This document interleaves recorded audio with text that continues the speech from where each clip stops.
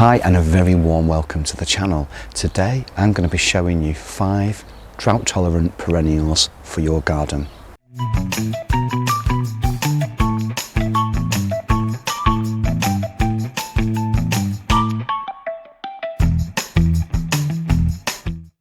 Drought tolerant plants are plants that have adapted to cope with extreme heat and dryness. An example of this are Sedum or Sedums. Now this one is Sedum Carl. If you look at the leaves, they're thick, they're succulent, they're fleshy, and they store water. This enables them to store all the water that they need. So when it's rained, they will store the water inside these fleshy leaves, and then they have lots to keep them going during extreme dry spells. They're amazing plants to have in the garden, especially the way that the climate is changing. We are noticing that we're getting a lot of these extreme heat spells over the last few years, and I certainly, at first I was thinking, is this really happening, is it or not? But honestly, we are getting these extreme heat spells, and we really need, as gardeners, to consider what we're going to do about that. Because if we continue to grow plants in our gardens that love the moisture, if we've not got moisture retentive soil, and we've got dry conditions, and we have these heat spells that we're getting more and more frequently, then we're going to lose plants unless we're excessively water. And the thing is with that, then we're wasting resources, especially with so many areas now. I think there's a hosepipe ban in parts of Yorkshire at the minute, or in Yorkshire in general, probably other places as well, I'm not sure. But this is something that we need to consider. Because if you have dry conditions, you're in full sun, yet you're growing plants that love moisture, you imagine how much water you're going to need to keep watering them. So it's about growing the right plants for your conditions. This garden has a lot of sun, so we are trying to grow as many plants as possible. We do have a few moisture lovers, as you probably already know if you subscribe and you've seen the videos, but we're trying to grow as many plants that will tolerate these dry spells as we possibly can. I love this one. It's quite a low growing variety. It's called Sedum Carl. It's a really nice plant. It's quite compact. Sedums are great plants to have in the garden if you have a void during late summer where there's not really much flowering. These plants will not let you down, and they're adored by bees and butterflies. There's all types of sedum. There are sedums that are used for ground cover, there are tall sedums, there are short sedums like this one, Sedum Carl. Another sedum that we grow is a sedum called Sedum matrona, and we've been growing this one for quite a long time. This has purple in the foliage, as you can see. It's really interesting foliage, and it's a lot taller as well than Sedum Carl. We love this variety. Paul's loved this one for years, and we always grow this. This one is one of my favourites. It's Centranthus ruber. Centranthus, very beautiful plant, waxy foliage, beautiful waxy leaves.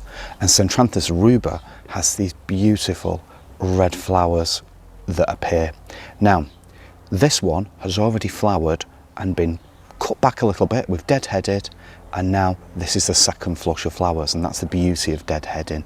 You can keep the season going for as long as possible. That's what I love about deadheading. It just keeps things going for longer.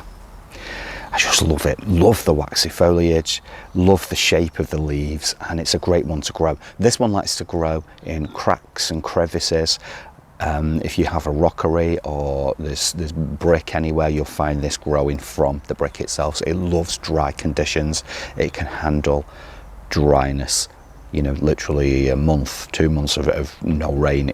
It's an amazing plant. It has a very long, thick, fleshy taproot or taproots, and they go deep into the ground. When we had this plant in our rockery before we redesign the garden, it was when we tried to dig it out, Paul tried to dig it out, and you just couldn't get the roots out. It was going that deep into the ground. So it's one of those plants that once it's established in the garden, not only will it self-seed and keep popping up all over the place, if there's any root left, it will come back. But I love it. It's a truly amazing plant. I love reds, and this is a really beautiful one to have in the garden. As I say, the trick is with this one, self-seeding does happen freely. So it's one of those where once it's flowered, you know, the seed heads form, before they start flying away all over the garden, all over other people's gardens as well, best thing to do is take it back. If this was spent, we will take it right back to this point here, where there's 2 side shoots, and they will also flower as well at a later date. But it's a really great plant. If you've not got this one, try Centranthus in the garden. Another one I want to show you is this one. It's Lychnis coronaria. Now this is another plant that can grow in cracks, crevices, grow anywhere. Notice the furry, let me try and show you, furry foliage. It's grey, it reflects light, reflects the sun back, and it can handle drought conditions. It's a really nice one. Lychnis coronaria. There's also Lychnis coronaria alba as well, which is a really nice variety to grow, the white one. Regular deadheading throughout the summer will keep the display going well into early autumn. A really great plant to have in the garden, especially for dry conditions. My next drought tolerant plant is Eryngium. Now Eryngiums come in all different sizes and shapes, different shades of blue, greys, sometimes yellow to the foliage, and this one is Eryngium planum.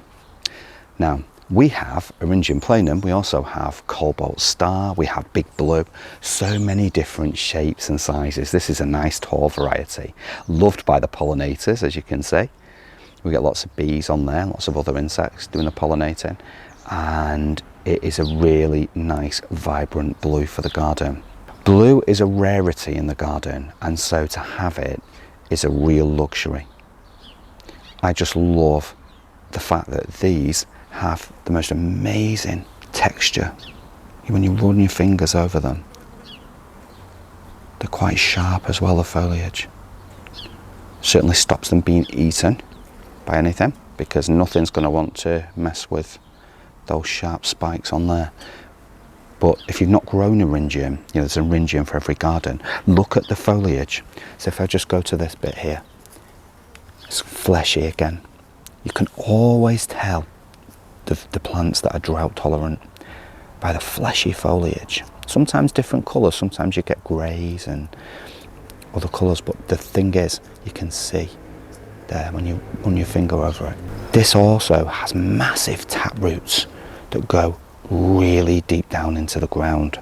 Chances are if you just randomly pulled this out, it will start to grow back next year. And we're not going to do that because we love it. But I love the height of this one. So Eryngium planum this, and I just love the height. I think it's beautiful. It really is. And again, blue is a rarity in the garden. So if you can get blue by Eryngiums, well worth having.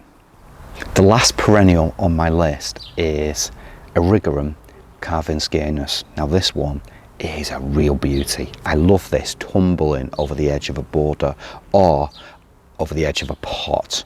They look absolutely amazing. I love the flowers. Has very slender leaves, and it's also known, Erigeron karvinskianus is also known as Mexican fleabane. So you've probably heard of that name, and they're a real great asset to the garden. They are something that once you get, you know, you're never going to be without, because I know they're very dainty, the flowers. They're very small, daisy-like flowers, but they're well worth it. And they created en masse, or planted, I should say, en masse, they create huge interest. We've had these before in the past, around big pots, just tumbling over the edges, or the edge of a bed, tumbling over, and they're great front of border plants. I really like this one. It's one of my favourites and quite underrated. I don't think that many people grow it really. You don't really see it in that many gardens, and I think it should be in more gardens. It's a really great one. Drought tolerant plants are important now more than ever. As I said at the beginning, the fact is we are experiencing extreme dry spells, blue sky days with sun, but extreme heat and no water. And the thing is, we need to start growing plants that can tolerate those conditions. I had this discussion with Paul last night about this, and he was stating that sometimes we get this and then we'll have a really bad summer where it rains all the time, and this is true. But the fact is, these extreme heat spells are happening far too frequently, and we do need to grow plants accordingly. If we know we're not going to get much rain, we need to grow the right kind of plants. And it's okay, like we do, we have, you know, just a few in the garden that require regular watering, otherwise they sulk. We also grow a lot of drought-tolerant perennials as well, for the reason that we're getting these extreme dry spells. When you're planting a drought-tolerant plant, it doesn't become drought-tolerant overnight. So as soon as you plant something in the ground, you think, well, I've bought some Erigeron, karvinskianus, I've bought some Mexican fleabane, I'm going to shove that in the ground, and instantly it's going to become drought tolerant. You need to water it. It needs to establish first before it becomes drought tolerant. We can't just plant things and expect them to grow. You do need, it doesn't become drought tolerant, these plants, these 5 plants overnight. You need to let things establish. It's the same for certain for trees as well, whether it's trees, shrubs, perennials, it doesn't matter. You can't just shove a tree in the ground and not water it and expect it to be fine if it's blue sky days with 30 Celsius weather every day. It's not going to happen. It's going to die. It's going to struggle and die. You need to give things a good water first of all and look after them over a period of weeks, because it's going to take weeks and months to establish and for them to become what you want them to be. But ultimately they will reward you with so much pleasure. And when you're having these blue sky days and everything's thriving in the garden, instead of going not happy, you're going to be happy because you'll know that you've made the right choices with the planting. Remember, right plant, right place. If your conditions are damp, you are not going to put drought lovers in your garden. Also, if your garden's very dry and free draining, and you know it's you're in a part of the country where there's not that much rain, or part of the world where there's not that much rain, you're going to plant accordingly. You're not going to plant things that need damp if you know you're not going to get any rain. And it's just right plant, right place. We keep going back to that all the time, but it's the truth. Right plant, right place. It's been great to be here with you, showing you around some of our drought tolerant plants in the garden. We do have more, but these are just a snippet of the main ones that we recommend that you grow if you're struggling with plants to grow for those kind of conditions. Thank you so much for watching, and we will see you very soon on the next one. Please take care.